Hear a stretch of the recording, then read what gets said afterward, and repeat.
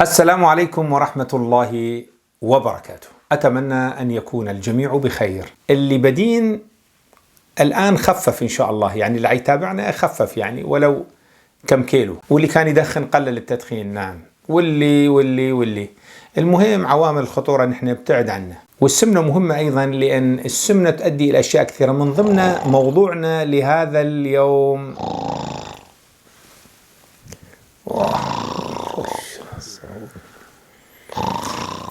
بعد إذنكم أروح أشوف شنو المشكلة. الموضوع اليوم هو اللي سمعتوه،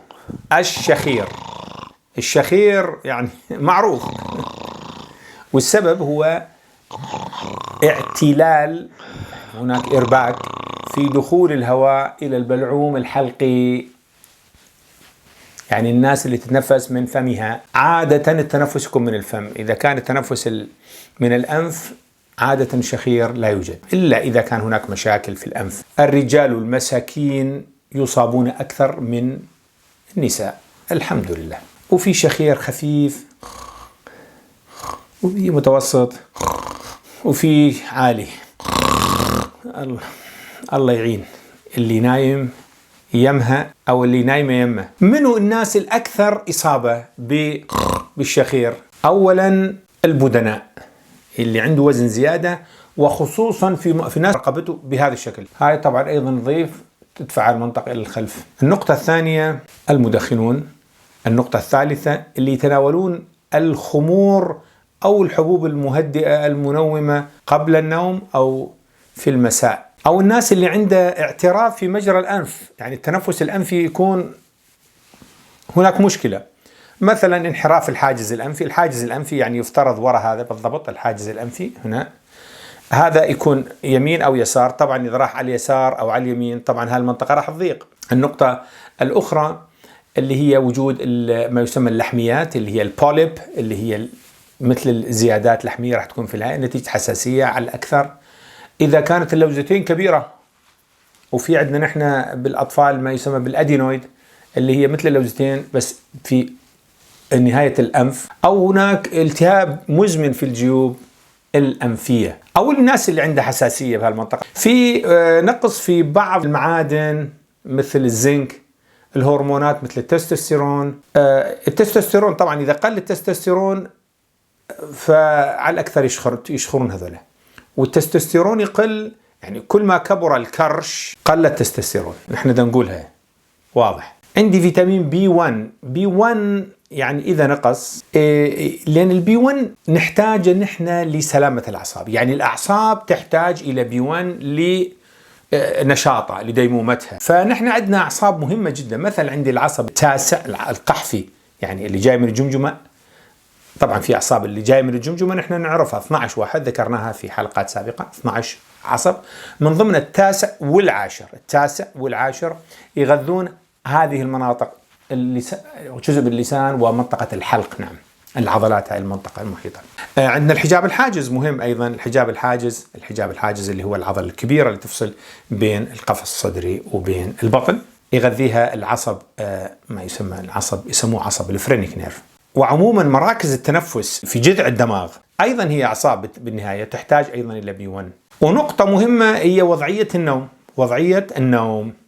يعني الرسول عليه الصلاة والسلام قال لك إذا ذهبت إلى النوم يعني ارقد أو ضع يعني جسمك على الجانب الأيمن، وضع إيدك تحت خدك، وفي الدعاء الأدعية المشهورة نعم تقولها، يعني تبدأ نومك بالاستلقاء على الجانب الأيمن. الناس اللي تنام على ظهره تشخر، زين واحد يشخر من عدا الصوت يعني إذا الوحدة يعني ممكن، بس إذا شوف منو اليمة طبعا يمكن الشخص الآخر لا يستطيع أن ينام.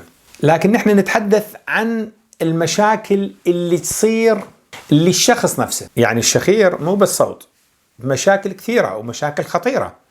أولا ارتفاع ضغط الدم، ثانيا احتمالية الإصابة بداء السكري تكون عالية، ثلاثا لأنه ما ينام زين، هو طبعا ما راح ينام، سنتحدث لماذا لا ينام بشكل جيد، يعني دائما النوم متقطع. فثاني يوم النهار الذي يلي يكون تعبان، مجهد، يكون عصبي، يؤدي إلى أخطاء قد تكون أخطاء خطيرة جدا، يكون يعني بحالة غير مستقرة، فيمكن يتجه إلى الأكل يعني لا شعوريا، أو تعويض، يبدأ يأكل، تؤدي إلى السمنة، والسمنة تؤدي إلى الشخير، وهكذا. أيضا الرغبة الجنسية راح تقل عند هؤلاء الناس ذكورا وإناث. على ذكر هذا الموضوع، السيدات قبل قطاع الحيض الإستروجين موجود. الإستروجين مهم. الإستروجين ينطي حيوية للمرأة، يعني في شد عضلي، في نضارة. لما الإستروجين يبدأ أشياء كثير تقل، يعني من ضمن الشد العضلي. وهنا في هذه المنطقة خاصة لما ننام نحتاج إلى شد عضلي معين بحيث يبقى المجرى التنفسي مفتوح.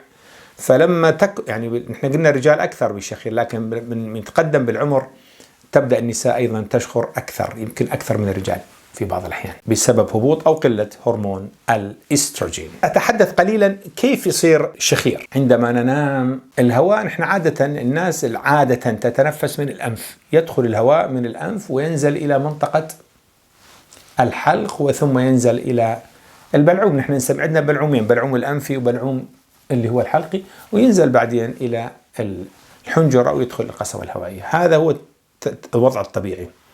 تكون بهالمنطقة، يعني هذا منطقة يعني في جدار أمامي وجدار خلفي وجدار جانبي. هاي المنطقة يجب تكون مفتوحة حتى الهواء يدخل بانسيابية ويخرج. فبالليل الناس اللي ذكرناهم، البدناء وإلى آخره، واللي عندهم مشاكل بالأنف واللي ينام على ظهره، المشكلة اللي راح تصير أنه هذا، تصور هذا مجرى هوائي، هاي راح مع الوقت تبدأ تقل وتنسد. فهي الهواء يدخل، ما يقدر يدخل يعني المفروض يدخل بهذا الشكل. هنا ينسد بالبداية، قبل ما ينسد يبدأ يرخى الشد العضلي في هذه المنطقة، فيدخل الهواء في منطقة ضيقة، فالهواء يدخل بقوة، لازم الإنسان يموت إذا ما يتنفس. فيدخل الهواء، فراح يتحرك هذا بهذا الشكل، في وضع طبيعي بهذا الشكل. لكن في وضع يبدأ ينسد راح يصير كالتالي.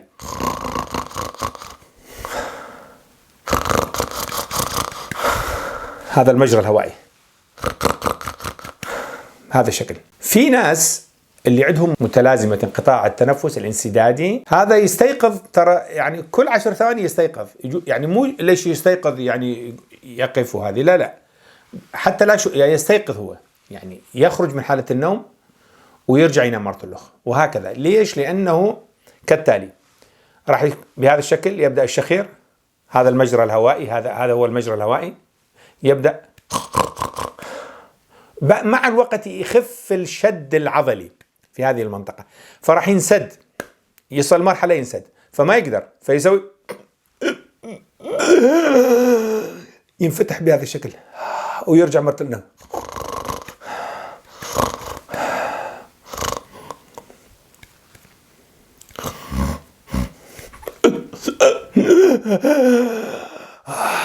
وهكذا هاي العملية تتكرر ليل كله، ودائما في حالة نوم متقطع. حتى لو نام ما يكون نوم عميق بحيث يرتاح الجسم، نعم. ولهذا تصير مشاكل ارتفاع ضغط الدم مهم جدا، والإصابة بالسكر والعصبية والمشاكل اللي تصير أثناء القيادة، أثناء العمل، خاصة الناس اللي تعمل في مناطق عالية أو مكائن متحركة سريعة بقطع وشيء، ممكن هذول يتعرضون إلى كثير من المشاكل. زين، هسه نحن عرفنا الشخير وايش، زين شلون هسه دكتور يعني شنو الحل؟ أولا هسه أنت راح تنام، قبل ما تنام كان الرسول عليه السلام يقول لك توضأ ونام، يعني من السنن توضأ ونام.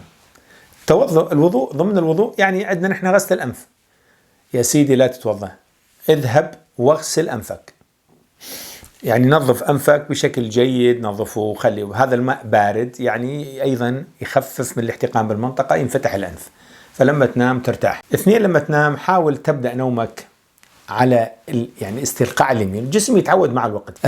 لا تنام على ظهرك أو على بطنك. النقطة الثالثة، أي شيء موجود بالأنف خطأ، لحمية، انحراف بالحاجز الأنفي، عندنا التهاب لوزتين مزمن، عندنا التهاب جيوب أنفية مزمن، حساسية مفرطة بهالمنطقة هذه، يعني تتعالج. وزنك، الوزن يا أخوان، والله الوزن خفف وزنك، لا تيأس. يعني واحد يقول والله دكتور سويت، لا، ولا تاخذ لي حمية الكيتو وحمية ممكن تاخذ، بس أنا رأيي الشخصي أنك أنت تاكل وتتمتع في الحياة. يعني تاكل تمر، تاكل تين، تاكل خبز، حتى تاكل رز، تاكل بطاطا، تاكل لحم، يعني تاكل الأشياء اللي الله انطاك إياها. بس شنو؟ لا تفرط. صحن التمن يعني كبير، ممكن تاخذ الصحن وتاخذ نصه مثلا، تبدأ بنصفه أو تبدأ 3/4، ومع الوقت تتعود، جسمك يتعود. نعم، عوض عن هذا النقص أو الجوع بالكثير من الخضروات، ويعني أيضا معها فاكهة. يعني الفاكهة طبعا نحن نقول أقل، نحن دائما الخضروات أكثر. أنت جسمك مثل المحرك، يحتاج إلى طاقة كثير يخزن، ما طاقة قليل يصرف من اللي عنده، وهي الفكرة الأساسية. المهم أنت تتبع الطريقة اللي أنت تجدها مناسبة لك، يعني شخصيتك، وضعك النفسي، وضعك الجسدي، وضعك الصحي، أنت تتبع الحمية اللي أنت تستطيع القيام بها على مدى طويل. ولهذا السبب أنا يمكن أأكد كثير على مسألة تغيير طريقة التفكير في الحياة والاستمتاع بالأكل. الأكل هو جزء من الاستمتاع، يعني الأكل والشرب. الشرب يعني مهم جدا أيضا الشرب، لأن كثير ناس تشرب الحقيقة يعني بشكل مرعب، خاصة هذه المشروبات الغازية والمشروبات الطاقة وعصائر. يعني واحد يعتقد أنه عصير البرتقال الطازج هذا اللي يعصر أنه هذا يعني أوكي طبيعي وجيد وسكر ماله ممتاز. لا، نفس الشيء هو، وبالنهاية جلوكوز. أنا لا أشرب العصير، أكل برتقالة قطع واكل. الفكره انك تاكل انت السكر مع الالياف، فالامتصاص ماله ابطا بكثير. وانت راح تاكل برتقال، كوب العصير اللي اسويه من البرتقال يحتاج 4 برتقالات تقريبا، كميه هائله. المهم بالنهايه انت خفف وزنك، اللي يخفف وزنه ان شاء الله يروح منه الشخير. ما صارت كلها سويناها وما فاد. ففي جهاز يتركب على الانف والفم يسموه السيباب، وهو يولد ضغط خفيف، بحيث الضغط هنا لما يكون ضغط في هذا المجرى، نعم، بهذا المجرى راح يكون ضغط هذا موجود، فما يستطيع ينسد، لأن دائما في ضغط، يعني في كأنما هواء يجي من برا ومسلط ضغط. فالضغط هذا يمنع سقوط جدران البلعوم الحلقي على بعضه، فيبقى مفتوح وتنام براحتك. طبعا له سلبيات بس بإيجابيات، إنه ما تشخر يعني ويريحك، يعني تقدر تنام وترتاح. وكثير من الناس يستخدموه. وفي ناس في الآن وسائل، مثلا ممكن الحنك هذا في تلبس عند طبيب الأسنان يسوي لك نوع من التلبيسة أو شيء، بحيث أن الحنك يطلع الأمام، فأيضا يخف الانسداد من الخلف. وفي أشياء تفتح الأنف بطريقة معينة بحيث يبقى الأنف مفتوح، تتنفس من الأنف فيقل الشخير. خلاص، نحن نبدأ نقول وداعا أيها الشخير، إن شاء الله يا ربي يشافيكم جميعا، نساء ورجالا إن شاء الله، صغارا وكبارا إن شاء الله. ودائما إن شاء الله تنامون نوم هانئ بدون شخير، وتستمتعون بالنوم وتستمتعون بيوم هادئ بعده إن شاء الله. حتى ألتقيكم، أستودعكم الله، والسلام عليكم ورحمة الله وبركاته.